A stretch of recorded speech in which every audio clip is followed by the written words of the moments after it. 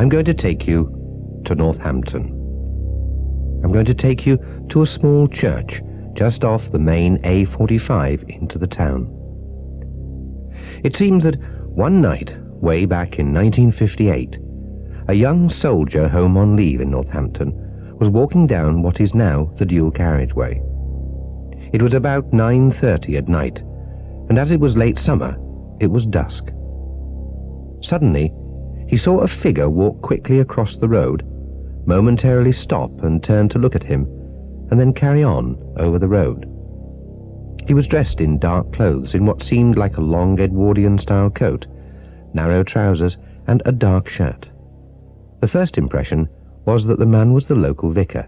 He seemed to have the look of a cleric about him. Anyway, he reached the other side of the road, and then suddenly disappeared in a puff of white mist. That's how the soldier described it. So intrigued by this, and half putting it down to imagination, the soldier crossed over to where the man had disappeared to investigate. And the spot where he had disappeared was about 10 yards or so into the graveyard beside the church. After a cursory look round, the soldier turned to go back to the road and continue his journey, when he noticed a gleam of white on the ground near a gravestone. He bent down to see what it was, and discovered a skull. Thinking that he was privy to a rather nasty practical joke, and being something of a religious man, he took the skull and buried it in the earth near the headstone. Then he went home and thought no more about it. He did, however, go to see the local vicar of the church a few days later and told him what he had seen and what he had done. Naturally, the vicar was grateful for the information and promised to keep a weather eye in case it happened again. After all, he couldn't have his parishioners being upset by the actions of a mindless moron. Anyway, the event wasn't repeated until about 2 years later.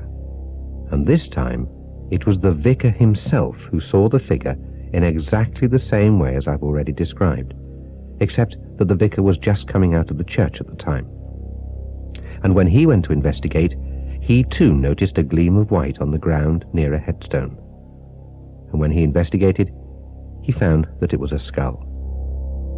At this moment, he remembered what the soldier had told him 2 years previously, and so he went back to his house, which at that time stood adjacent to the church, and looked up his diary for notes he had made at the time. And sure enough, the details agreed in every respect. So this time he took the skull and put it in his study. This time nobody could take it without his knowing it. Unfortunately, he was unable to decipher what was written on the gravestone, but it was certainly very old. But 3 days later, he noticed that the skull had gone. On an impulse, he went into the graveyard, and sure enough, he found the skull on the ground in front of the headstone. Again, he removed it and put it into his study. That night, the vicar had a very nasty experience. He was asleep in bed when he was suddenly awoken by the sound of a noisy crowd outside. The time was 1:35 a.m. Wondering what on earth it could be, he got up and looked out of the window. But there was nothing there, and yet he could still hear the noise. So he put on his dressing gown and, not a little nervously, went downstairs and outside to see what was going on. As he emerged from his front door, the noise seemed to get louder, but still he could see nothing. So he called out to whoever was there to leave and not desecrate the house of God. But the noise persisted. Indeed, it seemed to get louder, if anything. By now he was getting a bit scared, but he strode purposefully towards where the noise seemed to be coming from.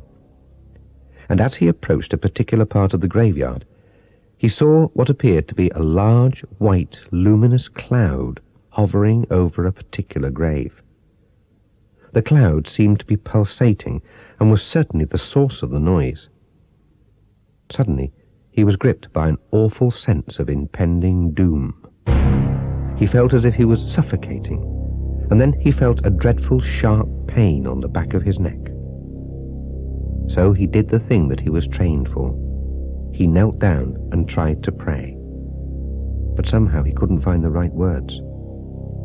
And then, without warning, the noise stopped, and he felt himself pushed onto the ground face first.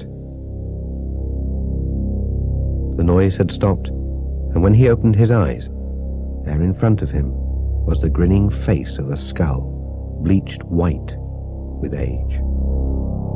Not being able to understand what was happening to him, he stumbled his way back to his house, and then he remembered the skull which he'd put in his study. But when he went to get it, it was gone. He rushed back outside and recovered the skull from the headstone and took it back inside. He was sure it was the same one, but to be doubly certain, in case this event happened again, he made a mark on it. And sure enough, this event did happen again, and again, and again. In fact, whilst he was vicar until his retirement in 1977, the skull found its way back to the graveyard no less than 36 times. In 1969, the church conducted an exorcism to try to stop the thing reappearing, even though they had given it 3 Christian burials by that time, to no avail. When the vicar tried to find out who this skull belonged to, he, contrary to the instructions of his superiors, contacted the Society for Psychical Research for advice. And I went along eventually in 1968 to see what could be done.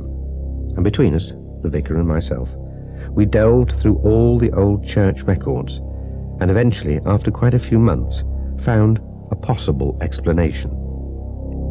In 1645, during the Civil War, a Cavalier captain was caught by some Roundheads, and after a summary trial, was executed. As far as we could determine, he had been executed near the spot where the skull kept surfacing. But why should it suddenly start to appear after all this time? Well, it seemed that until a few years before the time that the phenomenon began, descendants of this unfortunate man had lived in the area. But the final descendant had died in 1955, and the grave, until that time fairly well looked after, had been unattended and had become neglected. Perhaps this was a cry from 1645, from an unnamed Cavalier captain who didn't want what he had fought for to be forgotten. Who knows?